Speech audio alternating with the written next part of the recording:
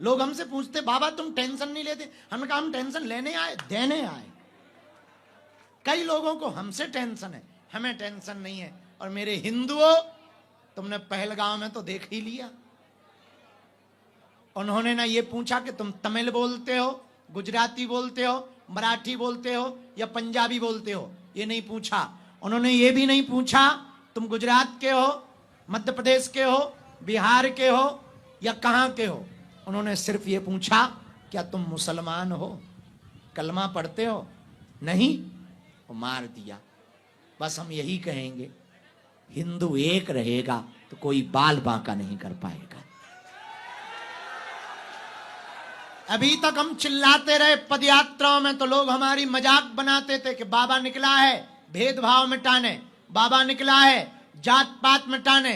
देख लो हिंदुओं, उन्होंने जाति नहीं पूछी, उन्होंने सिर्फ मजहब पूछा कि तुम किस धर्म के हो। हिंदुओं, अभी भी तुम क्षेत्रवाद भाषावाद में बटे रहोगे तो एक दिन ऐसा आएगा तुम्हारी दिल्ली में तुमको शूट किया जाएगा, तुम्हें मारा जाएगा। अगर तुम एक रहोगे कोई तुम्हारा बाल बांका नहीं कर पाएगा।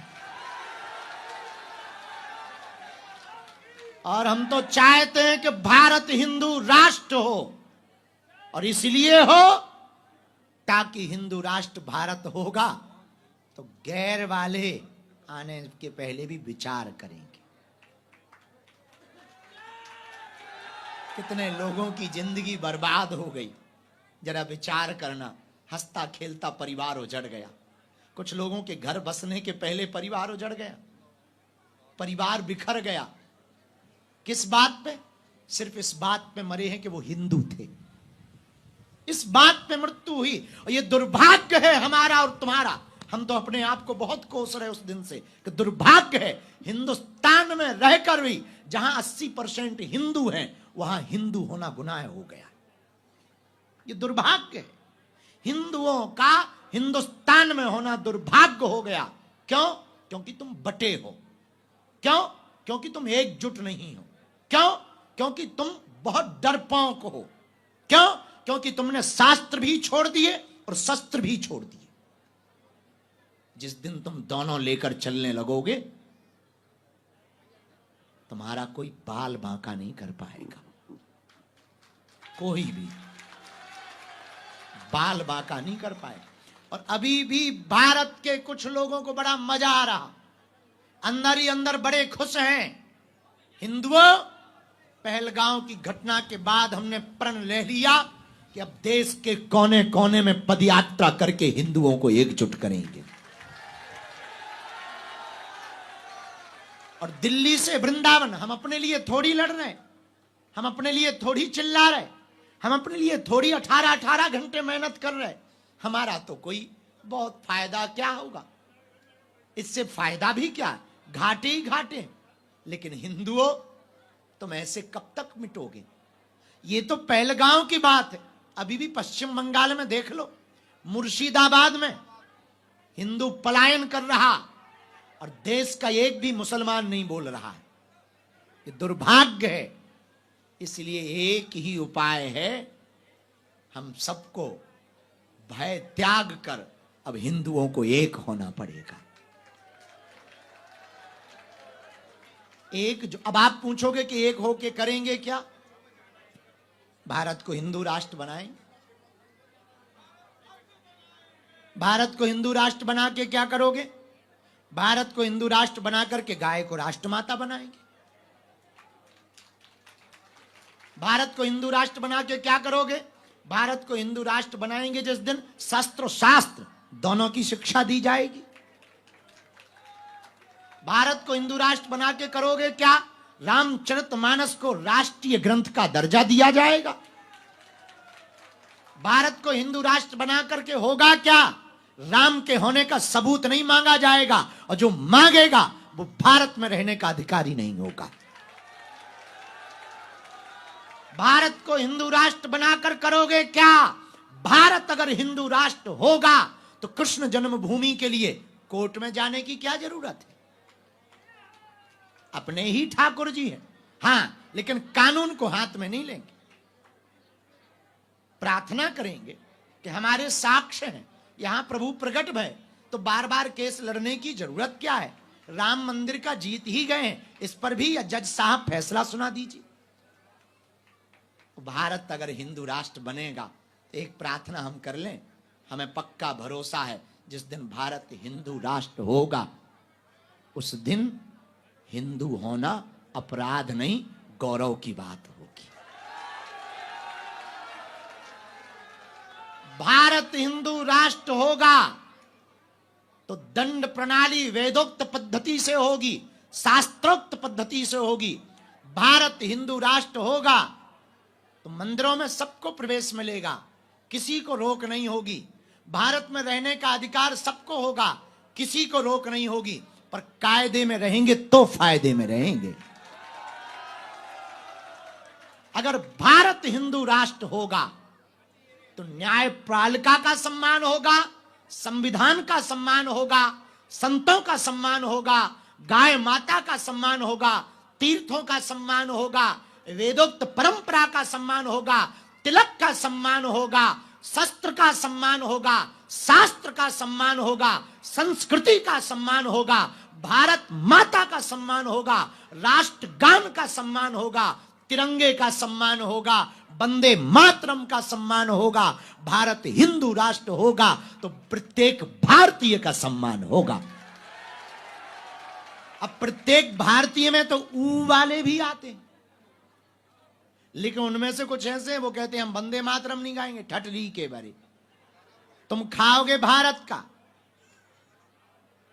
पंचर पुत्रो, हवा भारत की, और तुम शूट करोगे कि हिंदू हो तुम मुसलमान हो और तुम गोली मारो। पाकिस्तान, अब हम सरकार में होते तो हम बताते, हाँ, हम क्या बताएं। अंदर ही अंदर इतनी गुस्सा चढ़ी 2-3 दिन से कि अगर एकाध हमें मिल जाए, हमने तो उस चक्कर में एक कुत्ता का नाम पाकिस्तानी रखा। आहो, एक कुत्ता का, और इतनी गाली बकी उसे, बहुत बहुत निंदनीय घटना हुई। इस सदी की सबसे निंदनीय घटना है। और फिर भी हम लोग बटे हैं, फिर भी हम लोग यत्र तत्र भाग रहे हैं। इसलिए गुरुग्राम वालों, क्या तुम चाहते हो कि तुम्हारे क्षेत्र से तुम्हें भगाया जाए? बोलो, अरे बोलो। क्या तुम चाहते हो कि तुम्हारे मकान पर दूसरे कब्जा करें? क्या तुम चाहते तुम्हारे देखते देखते लोग संविधान को ना माने? क्या तुम चाहते हो कि गीता पुराण का कोई अपमान करे? नहीं चाहते। एक ही उपाय है, अगर संविधान के सम्मान को बचाए रखना है, गीता और पुराण के सम्मान को बचाए रखना है, मंदिरों के सम्मान को बचाए रखना है, अपनी संस्कृति को बचाए रखना है, एक ही उपाय है। पूछो क्या? भेदभाव छोड़कर कट्टर हिंदू बनना प्रारंभ कर दो। कट्टर हिंदू का मतलब हमें किसी को मारना, पर जो छेड़ेगा उसे छोड़ना। हाँ, ये भी पक्का है।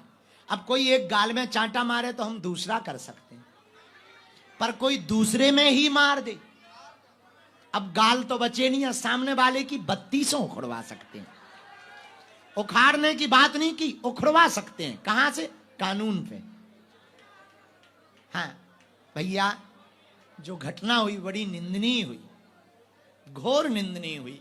इसलिए हम सब दोनों हाथ जोड़कर उनके लिए आज प्रार्थना करते हैं। कल कथा में मौन भी धारण करेंगे और आप सबकी सामूहिक अर्जी भी लगाते हैं। लेकिन एक बात बोल दें, कह दो, बोलो। हमको ना बड़ा दुख हो रहा 2 दिन से, बड़ा कष्ट है कि आज हम लोगों के देखते हुए हिंदुओं का ये हाल है। कल क्या होगा? विचार करो, कल क्या होगा? 10 साल बाद क्या होगा?